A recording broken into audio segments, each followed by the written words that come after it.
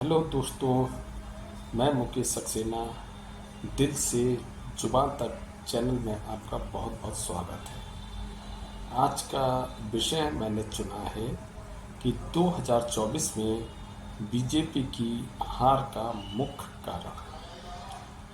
जबकि बीजेपी ने पहले 5 साल और अगले 5 साल में मेरी नज़र से बेहतरीन काम किया। जितना काम उसने किया वो दिखाई दिया, चाहे वो रोड का काम हो, चाहे वो शहर में सौंदर्यीकरण का काम हो, चाहे वो रोडों पे लाइटों का काम हो, चाहे वो गांव में शौचालय का काम हो, और तमाम तरीके की योजनाएं जैसे उज्ज्वला योजना, अटल पेंशन योजना और आयुष्मान कार्ड, फ्री राशन, ये सब चीज़ें बेहतरीन कामों में से एक थी। लेकिन फिर भी बीजेपी को शिकस्त झेलनी पड़ी। जिस हिसाब का उसका प्रदर्शन रहता था, उस हिसाब का प्रदर्शन वो नहीं कर पाई। 2014-2019 में जिस तरीके का प्रदर्शन उसने करा था, वो 2024 में उसे नहीं दोहरा पाई। इतने बेहतरीन और ज़बरदस्त काम करने के बावजूद आखिर क्या वजह है, उस वजह को ही आज जानना है। मैं अपने पॉइंट ऑफ व्यू से समझाऊंगा, क्योंकि मैंने बहुत लोगों से चर्चा की है, बहुत ज़्यादा डिस्कशन करा है। उस आधार पर मैं आपसे चर्चा करूँगा। तो आखिर ऐसी क्या बात थी कि बीजेपी मात्र 240 सीटों पे सिमट गई? अगर उसका एनडीए से गठबंधन नहीं होता तो बीजेपी इस बार सरकार नहीं बना सकती। इतने बेहतरीन काम करने के बावजूद, और जिस साल राम मंदिर का उद्घाटन हुआ 500 सालों के बाद, उस साल वो उस जगह से भी, अयोध्या से भी चुनाव हार गई। क्या वजह थी? जबकि उसने एक नारा दिया था, विजय सबका साथ सबका विकास। मेरी नज़र में बस ये एक नारा जो है, सबसे बड़ी वजह बनी है उसकी हार का कारण। अब आप कहेंगे कि ऐसा क्यों? सबका साथ सबके विकास में हार की क्या कारण हो सकता है? चलिए इसको भी जानते हैं कि क्यों ऐसा हुआ। देखिए, पहले हमें दूसरी पार्टियों को समझना पड़ेगा कि आज तक वो किस तरीके से राज कर पाएंगे। और जो पार्टियां रही हैं जिन्होंने भी सत्ता में काम किया है, उन्होंने केवल काम किया है जिसका वोट उसका विकास, जिसका वोट उसका विकास। लेकिन बीजेपी ने क्या किया? सबका साथ सबका विकास। इससे क्या हुआ? जो उसका कोर वोटर है, जो उसे वोट पूरी तरीके से आंख मीच के करता था, यानी जिसे अंधभक्त कहा जाता था, उसे ये महसूस होना शुरू हो गया कि हमारी तो क्या फ़ायदा, क्या फ़ायदा कि हमारी वजह से बीजेपी आती है, हम इतनी मेहनत करते हैं, हमें एक्स्ट्रा क्या मिला? हमें क्या मिला? जो योजनाएं आई वो सबके लिए एक समान आई, उसे तो अलग से कुछ नहीं मिला। कोई भी काम हो रहा है, चाहे वो सरकारी हो रहा है चाहे प्राइवेट सेक्टर में हो रहा है, वो उतना ही बस ले सकता था जितना दूसरे एक साधारण, जिसने उन्हें कभी वोट ही नहीं दिया, वो भी उसी कैटेगरी में जाके खड़े हो गए, जो बीजेपी के लिए लड़ता था, झगड़ता था और बीजेपी को सत्ता में लाता था। एक मैं घटना मैंने मीडिया में ही सुनी थी। रामपुर जिले में एक गांव है जहां पे 100% अल्पसंख्यक लोगों की आबादी है। अल्पसंख्यक के नाम से तो आप समझ ही गए होंगे। वहाँ पे प्रधानमंत्री आवासीय योजना के अंतर्गत वहाँ 30 परिवारों को घर मिला। और जब वहाँ की वोटिंग का, उस गांव की वोटिंग का रिजल्ट निकला, तो वहाँ से बीजेपी को एक भी सिंगल वोट नहीं मिला। जबकि अगर हम एक परिवार में 3 सदस्य भी माने कि वोट देने के लायक होते हैं, हो सकता है ज़्यादा हो सकते थे, लेकिन हम एक एवरेज 3 मान लें, तो कम से कम उस गांव से 90 वोट बीजेपी को मिलना चाहिए थे। लेकिन बीजेपी को एक सिंगल वोट नहीं मिला। तो इससे आप समझ सकते हैं कि सबका साथ, सबका विकास कोई मायने नहीं रखता। फिलहाल हमारे देश में मायने नहीं रखता। मैं अपने पॉइंट ऑफ व्यू से अगर कहूँ, तो एक मुखिया को ऐसा करना चाहिए, ये एक अच्छी बात है। लेकिन आपको ये भी सोचना चाहिए कि जिसका वोट उसका विकास अगर आप नहीं सोचेंगे इस देश के अंदर, तो आप शायद आगे चल पाएंगे या नहीं चल पाएंगे, मैं कह नहीं सकता। लेकिन वो जो वोटर है अपने आप को ठगा हुआ मानने लगा। फिर दूसरी एक वजह और थी जो कि मैंने डिस्कस से काफ़ी मैंने जाना कि इस बार बीजेपी को कुछ ओवर कॉन्फिडेंट हो चुका था। ओवर कॉन्फिडेंट से कहें, जैसे जब बीजेपी ने 400 पार का नारा दिया, तो मोदी जी ने तो इस वजह से दिया था क्योंकि उन्होंने एक इंटरव्यू में कहा था कि अगर किसी विद्यार्थी के परीक्षा में 80% नंबर आते हैं तो वो अगला टारगेट 90% कर लेता है। उसी आधार पर उन्होंने 400 कर लिया। और उन्होंने कहा भी कि अगर मुझे 400 सीटें नहीं मिलती हैं, 272 भी मिलती हैं, तो मेरी तो सरकार बन जाएगी। मैंने तो एक लक्ष्य रखा है। लेकिन जो उसके जो कैडर थे, जो लोकसभा में चुनाव लड़ने वाले जो कैंडिडेट थे, वो इतना ज़्यादा ओवर कॉन्फिडेंट हो गए 400 पार सुन के। उन्हें लगा कि एक ऐसी लहर चल रही है जिसमें हम सबको उड़ा के फेंक देंगे, सबको उड़ा के फेंक देंगे और इसमें अब कोई नहीं बचेगा। वो ओवर कॉन्फिडेंट होके उन्होंने उस स्तर पर चुनाव नहीं लड़ा जिस स्तर पर उन्हें लड़ना चाहिए था। फिर एक तीसरी वजह जो मैंने देखी, जो मैंने जानी, कि बीजेपी ने अपना जो सबसे छोटा कार्यकर्ता होता है, सबसे छोटे से जितने भी कार्यकर्ता थे, उनको काफ़ी ज़्यादा नेगलेक्ट करा। उनमें वो विश्वास इस बार पैदा नहीं कर पाए कि वो उस जोश के साथ वो बीजेपी को लड़ा सकें। जब आपके कार्यकर्ता में ही उतना जोश नहीं बचा, तो कैसे आप 400 पार हो सकते थे? क्योंकि बहुत सारी जगह पर ऐसा भी हुआ, बहुत कार्यकर्ता होता है, उसका जो अंतिम लक्ष्य होता है वो कहीं ना कहीं टिकट पाना होता है। कोई सभासदी के चुनाव के लिए मेहनत कर रहा होता है, कोई विधायकी के चुनाव के लिए मेहनत कर रहा होता है, कोई लोकसभा के चुनाव के लिए मेहनत कर रहा था। जब वो देखता है कि मुझे 15 से 20 साल भी हो चुके हैं, लेकिन एक बाहर का व्यक्ति आके या दूसरी पार्टी के लोगों को तोड़ के वहाँ से टिकट दे दिया जाता है और उसकी मेहनत, जो कि अथक मेहनत उसने करी होती है, उस मेहनत को सीधे सीधे नकार दिया जाता है। तो ये एक बहुत बड़ा कारण बना बीजेपी के कार्यकर्ता में कि वो अपने आप को असुरक्षित महसूस करने लगा। उसे अपना भविष्य अंधकार में जाता हुआ दिखाई देने लगा कि मैं कितनी भी मेहनत कर लूँ, कितना भी कुछ कर लूँ, लेकिन पार्टी मुझे टिकट कभी भी नहीं देगी। तो उसके अंदर का एक जो जोश था वो लगभग ख़त्म होना शुरू हो गया और वो उस तरीके से समर्पित नहीं रह गया अपनी पार्टी के प्रति। दूसरी वजह ये रही। अच्छा, तीसरी वजह जो थी, मैं एक उत्तर प्रदेश का हूँ, तो उत्तर प्रदेश का भी एक उदाहरण देता हूँ। जो बीजेपी का हाई कमान है, जैसे बीजेपी के अध्यक्ष हैं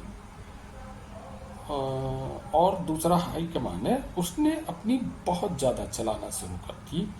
जैसे मैंने जहाँ तक सुना था मीडिया के द्वारा या चर्चा के द्वारा, जैसे उत्तर प्रदेश के जो मुखिया हैं वो योगी आदित्यनाथ जी हैं। उन्होंने बहुत सारे कैडेट के नाम सिलेक्ट करे थे अपने लोकसभा के लिए, क्योंकि वो उस प्रदेश के मुखिया हैं, तो वो उसे बेहतर तरीके से अपने प्रदेश को जानते हैं कि किसको कहाँ से खड़ा करना चाहिए, जातिगत आधार पर और पॉपुलैरिटी के आधार पर, मतलब सारे उन्होंने आधार देखे और वो जानते हैं। लेकिन जो उनका शीर्ष नेतृत्व है वो उससे बाईपास कर गया। उन्होंने उनकी नहीं सुनी और अपने ही कैंडिडेट को दिया गया, टिकट दिया गया। अच्छा, बहुत सारे लोगों के टिकट काटे गए।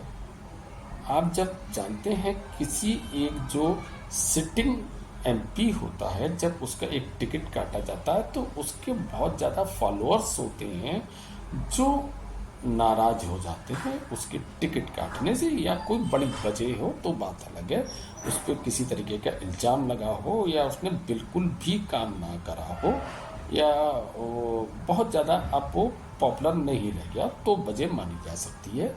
लेकिन अगर वो लगातार जीत रहा है या लगातार उसका योगदान रहा है तो आप उसका वैसे ही अगर टिकट काट देंगे तो बहुत ज़्यादा एक भ्रम की स्थिति फैल जाएगी। ये एक और वजह रही। अच्छा, विपक्ष की कहें तो विपक्ष ने एक बहुत अच्छी भूमिका निभाई। जब 400 पार करा तो एक भ्रम की स्थिति पैदा करी कि अगर बीजेपी के इस बार 400 सीटें आ जाती हैं तो वो संविधान को चेंज कर देंगे। जबकि अगर बीजेपी को संविधान चेंज करना होता तो वो जो 10 साल उसने शासन करा है वो उसमें कर सकता था। पहले तो कर ही नहीं सकता, लेकिन अगर किसी ने यह नहीं पूछा पलट के कि फिर 10 साल में क्यों नहीं करा, अब 5 साल में क्यों कर देंगे वो संविधान चेंज।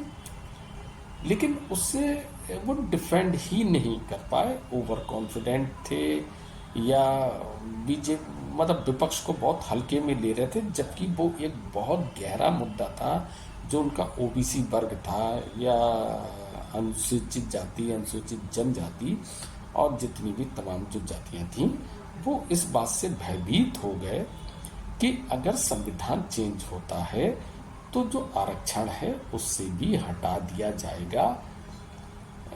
इस वजह से को अपने आप को असुरक्षित महसूस करने लगे। बीजेपी उस चीज को सही तरीके से डिफेंड नहीं कर पाई। अब यहाँ पर प्रश्न ये उठता है कि आखिर इन सब चीजों को वो क्यों नहीं देख पा रहे थे, जो मुझ जैसे एक साधारण, जबकि मेरा किसी पार्टी से लेना देना नहीं है सब करके। हालांकि मैं ये बता दूं, सेकंड फेज के बाद बीजेपी की अपनी इंटेलिजेंस के द्वारा उन्हें ये खबर लग चुकी थी कि जो उसका कोर वोटर है वो उससे छिटक चुका है, और उस डैमेज कंट्रोल करने के लिए ही उन्होंने मंगल सूत्र वाली बात को गढ़ना शुरू करा। यहाँ तक कि खुल के हिंदू मुसलमान मोदी जी ने पहली बार मैंने देखा ये उन्होंने जो खुलकर बोलना शुरू करा था, क्योंकि बीजेपी का मेन वोटर तो हिंदू है, बाकी तो और कोई है नहीं। अगर वो ही उससे छिटक जाएगा तो उनका सरकार बनाना असंभव है। डैमेज कंट्रोल का उन्होंने जो प्रयास करा था उसके लिए काफ़ी देर हो चुकी थी, काफ़ी हद तक उन्होंने रिकवर भी करा, लेकिन उतना ज़्यादा रिकवर नहीं कर पाए जितना उन्हें कर लेना चाहिए था, या उन्हें पहले से ही ये समझ जाना चाहिए था। जिस दिन से उन्होंने संविधान पर हमला करा, विपक्ष ने संविधान या कि संविधान बदल देंगे इस तरीके की बातों पर हमला करा था, तो उसी दिन से बीजेपी को अलर्ट हो जाना चाहिए था कि बहुत ही सेंसिटिव चीज़ है, इस चीज़ को हमें बहुत ही स्मार्टली तरीके से डिफेंड करना चाहिए, जो कि वो डिफेंड नहीं कर पाए। फिर आखिर ऐसी क्या वजह थी कि वो नहीं मतलब कर ही नहीं पा रहे थे या सोच ही नहीं पा रहे थे। मैं बता दूं, एक जो बीजेपी का सबसे कोर वोटर है वो अपर कास्ट है, और अपर कास्ट में यहाँ तक कई बार कुछ लोग कहते हैं कि ये बनियों की पार्टी है। मेरे एक दो बनिए जो जानने वाले हैं, उनसे बात हुई कि इस बार आपने किसको वोट दिया, तो उन्होंने कहा इस बार मैंने कांग्रेस को वोट दिया। अगर इतना बड़ा कोर वोटर आपसे खसका है तो उसकी वजह आपको तलाशना पड़ेगी। आपको सबका साथ, सबका विकास अगर आप करते रहेंगे तो आप शायद इस बार तो बच गए, मेरे ख्याल से अगली बार नहीं बच सकते। आपको भी ये सोचना पड़ेगा, जिसका वोट उसका विकास। ये गलत है मेरी नज़र से, लेकिन चुनाव की नज़र से या सत्ता की नज़र से या राजनीति की नज़र से ये बात सच है। अगर मैं किसी के लिए कुछ कर रहा हूँ तो मुझे एक्स्ट्रा मिलना चाहिए, ये हर व्यक्ति की सोच होती है। जैसे कुछ मुद्दों को पे मैं करता हूँ, जैसे बीजेपी ने 3 तलाक पे काम करा, बेहतरीन काम था। जो लेडीज़ थी उनके लिए वास्तव में एक बेहतरीन काम था, लेकिन उससे आपका वोट पे क्या फ़र्क पड़ा? जो एक वर्ग था वो तो आपसे नाराज़ हुआ ही, जो आपका वोटर है उसे उससे कोई मतलब नहीं। जिन लेडीज़ लोगों के लिए क्या करा आपने, इतनी लड़ाई लड़के उसने भी आपका साथ नहीं दिया, तो इससे क्या फ़ायदा हुआ? जबकि एक बहुत टाइम से मांग उठ रही थी जनसंख्या नियंत्रण कानून। अगर आप उसकी जगह जनसंख्या नियंत्रण कानून पर काम करते तो कम से कम एक वर्ग है, कम से कम एक वर्ग जो आप ही का वर्ग है, वो आपसे बेहताशा खुश होता और वो वोट में आपको उसका असर देखने को मिल जाता। जबकि जो दूसरा काम अभी आपने करा था 3 तलाक, उसमें आपको एक सिंगल वोट आपको उससे नहीं मिला उस मुद्दे से। तो आप अच्छे काम करने के संग में आप राजनीति भी आपको करना पड़ेगी। अगर आप पूरी तरीके से आप केवल आप काम और अच्छे काम में पर लगे रहेंगे और राजनीति नहीं करेंगे तो आप नहीं कर पाएंगे। आपको समझना पड़ेगा इस देश की स्थिति को, इस देश की मानसिकता को आपको समझना पड़ेगा। वैसे और बहुत सारे मुद्दे थे, कुछ ऐसा था, कुछ लोग बेरोजगारी का भी कहते हैं, कुछ महंगाई का भी कहते हैं। तो ये तो खैर सबके शासनकाल में रहे हैं, और महंगाई तो अपने समय के हिसाब से बढ़ती और घटती रहती है, और बेरोजगारी आज की नहीं है, ये बहुत टाइम की है। लेकिन इस देश में इससे भी बड़े मुद्दे धार्मिक मुद्दे होते हैं, अपनी जातिगत आधार पर मुद्दे होते हैं। उन सबको भी आपको समझना पड़ेगा, अपने कार्यकर्ता को समझना पड़ेगा, अपने वोटर को समझना पड़ेगा।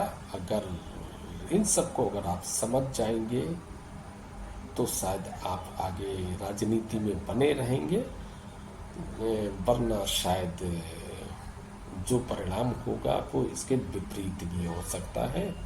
बाकी ये विषय ऐसा है जिस पे शायद मैं कितनी भी देर बोल सकता हूँ, लेकिन वीडियो बहुत लंबी हो जाएगी। लेकिन मैंने मेन मुद्दे जो मुझे लगे वो मैंने आपसे डिस्कस करे।